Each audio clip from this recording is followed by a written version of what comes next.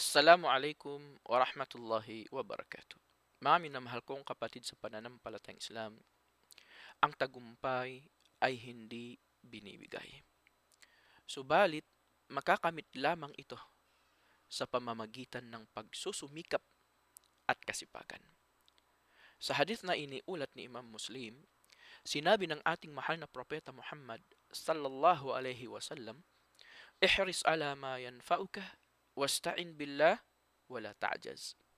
Maging masigasig sa kung ano ang kapaki-pakinabang sa iyo at humingi ng tulong mula kay Allah subhanahu wa ta'ala at huwag kang sumuko. Kaya gumawa ng hakbang sa bawat araw tungo sa kahusayan at tagumpay. At lagi nating alalahanin na si Allah subhanahu wa ta'ala ay hindi niya sinasayang ang mga gantimpala ng sinumang gumagawa ng kabutihan. Sinabi ng kataas-taasang Allah, "Wasbir, fa inna Allah la yudhi'u ajral muhsinin."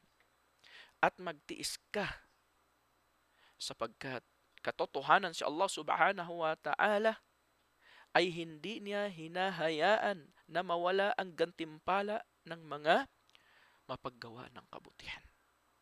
Inna la nudhi'u ajra man ahsana amala. At sinabi din ni Allah subhanahu wa ta'ala katiyakan na hindi namin hahayaang mawala ang gantimpala ng sinumang nakagawa ng kabutihan. Patatagin nawa tayo ni Allah subhanahu wa ta'ala sa pananampalatayang Islam.